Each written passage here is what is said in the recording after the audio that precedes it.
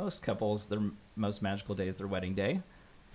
And I know for you guys, you were telling us the other night that I guess it wasn't the wedding day specifically, but it was in close proximity. It wasn't the most magical time.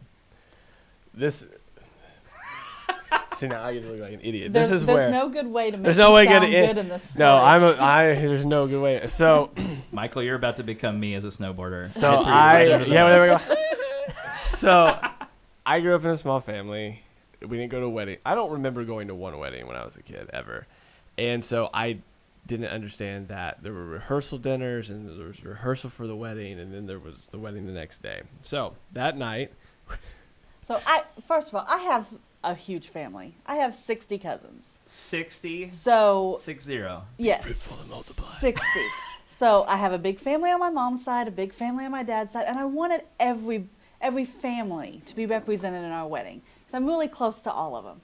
So I had all these little kids. We had 5 people stand up with us, and then everybody had their own kid they were responsible for. This is about to make me sound way worse. Matched them and, was copying their movements as far as when to come down the aisle. And they were ready. The kids were on the ball. They knew exactly what was happening. Wait, are you saying that every groomsman had a little a little guy, groomsman? like a mini groomsman? Mm-hmm. Every bridesmaid had a mini. The best man had a mini, the maid of honor. Then on top of that, we had the flower girl and the ring bearer. We had like a lot of children in our wedding. Wait, was there a mini pastor? There was not. We did have 2 pastors, so I guess one could have been the other one's mini. Okay. But we had 2 just to make sure it was official. In case there was an assassination of one of the pastors. Well, as you can tell with having the minis, we didn't want to offend anybody. So we had my pastor and his pastor. Just brought everybody. Yeah, I love it. There was Aunt Edna. I didn't know for you. No, anyway, so all of those, and this is where it makes me look worse, all of those kids are sitting around and they're waiting for the rehearsal to begin, and then there was a rehearsal dinner before that, which most people apparently know about. And so me and 2 of my groomsmen decided we're going to go get something to eat down in Louisville because it's close. Let's just run down to Louisville and get some at Joe's Crab Shack, and we'll hang out. 45 minutes away. And we'll hang out for a little, and then we'll come back. Well, there was no cell phones. Like, people had cell phones, but it was like a rarity to have them. And so... Is this because of the timeline or because it's Indiana? The timeline. Okay, just making sure. But also no signal. Yeah, there was no signal. There was no signal bias. Yeah, nobody had built any towers at that point. So... We all go down to Louisville, and we're just hanging out, having a great time, spending a couple hours, and we're like, we should probably get back because they said something about, like, rehearsing this wedding, which, Rob and Justin needed to say something, too. So me, Rob, and Justin, we drive back, and we get back to the church, and they're like, where have you guys been?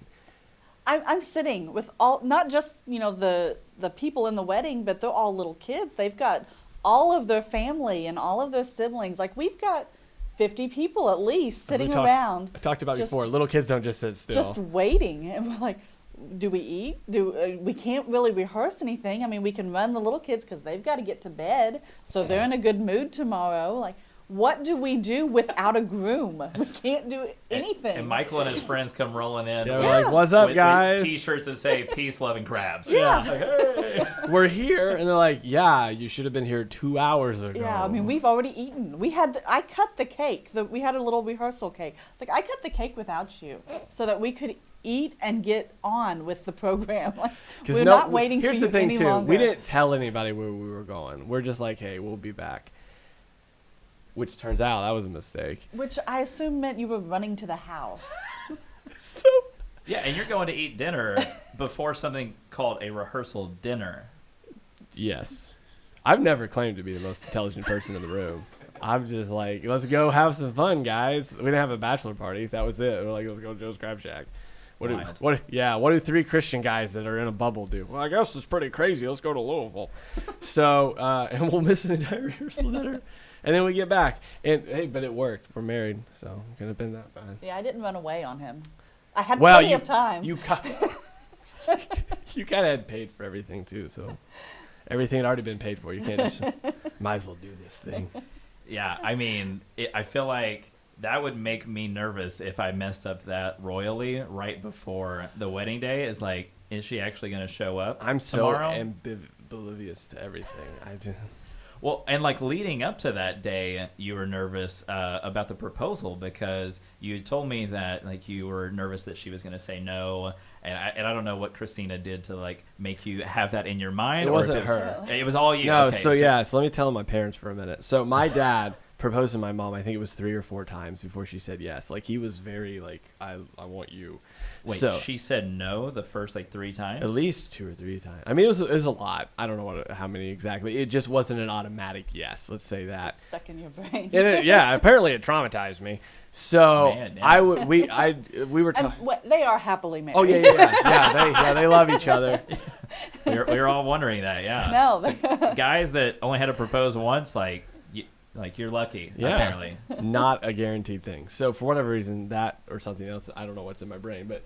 So we had been talking about getting married forever. Like we dated since we started dating when we were 16. Yeah. So when we graduated high school, we knew we were getting married, but my mom was like, "You are not getting married until you get halfway through college. So you've got at least a couple years." Yeah. So we'd been talking about it several years before. So every so often, I would fake propose to just throw that out there to kind of get her like she'll say yeah. If she says yes enough, she'll say yes at just the muscle memory. I'll say yeah. yes.